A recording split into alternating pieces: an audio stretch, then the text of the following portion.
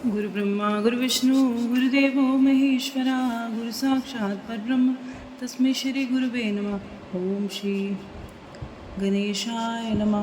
बोल शंकर भगवान की जय, बोल गौरा मैया की जय। हर हर महादेव।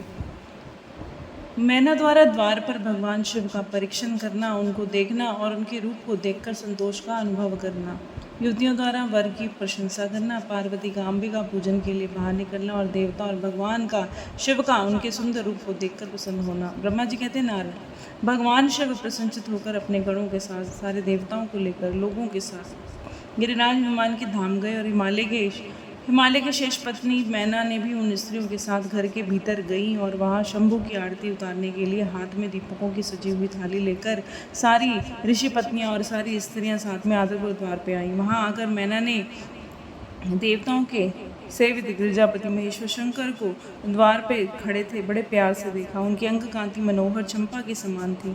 उनके एक मुख और 3 नेत्र थे और प्रसन्न मुखार बिंद मंद मुस्कान छा रही थी।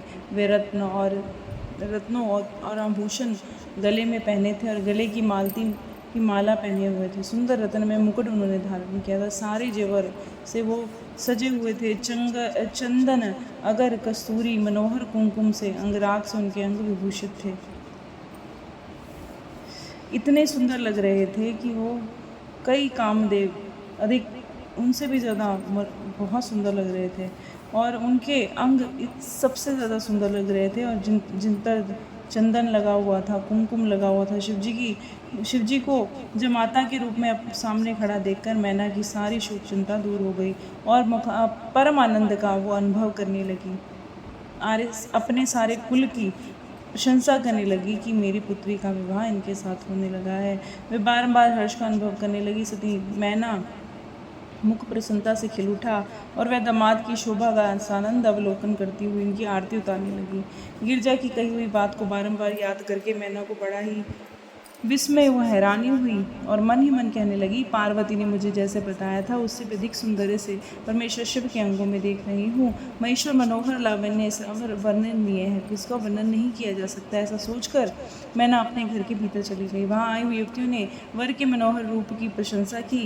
गिरजा नंदिनी शिवा धन्य है। कुछ कन्याएं कहने लगी, दुर्गा तो साक्षात भगवती हैं।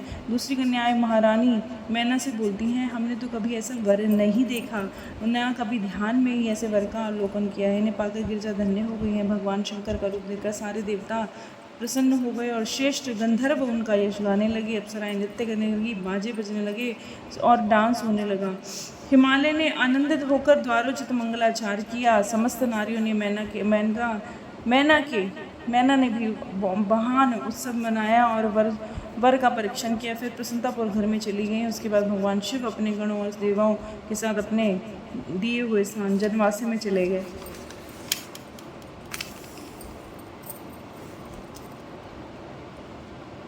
स्त्रियां दुर्गा को साथ लेकर माता पार्वती को सारे कुल देवी की पूजा के लिए बाहर गईं और देवताओं ने जिनकी पलकें कभी नहीं गिरती थी प्रसन्नता पर पार्वती को देखा। उनकी इंदिक आदि नील अंजन के समान थी और वह मनोहर अंगों से भूषित थी। उनकी कटाक्ष केवल भगवान त्रिलोचन के आदरपूर्वक पड़ते थे, दूसरे किसी पुरुष पर नहीं पड़ते थे। उनका प्रसन्न मुख मंद मुस्कान से शोभित था। वह कटाक्षपूर्ण दृष्टि से देखती थी और बड़ी मनोहनी से जान पड़ती थी। उनके केशों में चोटी बहुत सुंदर थी। कपोलों पर बनी हुई मनोहर पत्तभंगी की शोभा बढ़ाती थी। ललाट में उनके माथे में कस्तूरी बिंदी सिंदूर की बिंदी शोभा दे रही थी। सल पर श्रेष्ठ रत्नों का हार उन्होंने बहुत पहने हुए थे। रत्नों से भरे कयूर वल्लय कंकण उनके भुजाओं में अलंकृत थे। वह बहुत सुंदर कुंडल उन्होंने पहने थे और उनके दांत बहुत सुंदर लग रहे थे और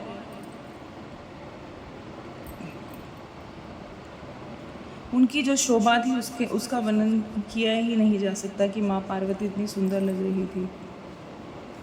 उनके जो लाल लाल पैर थे, तलवे जो थे लाल लाल, बहुत शोभा दे रहे थे। समस्त देवता आदि जगत की आदि कारणभूता जगत जननी पार्वती को देखकर भक्ति से मस्तक झुकाकर मैना सहित उन्हें प्रणाम किया और त्रिलोचन शिव ने भी बड़ी प्रसन्नता के साथ कनखियों के से उनको देखा और उनमें से सती की आकृति देखकर वह विरह वेदना को त्याग दिया और शिवा पर आंखें खड़ाकर भगवान शिव उस समय सब कुछ भूल गए। उनके सारे अंगों में रोमांच हो गया। वह हर्ष का अनुभव करते गौरी की ओर देखने लगे। गौरी उनकी आंखों में समा गई।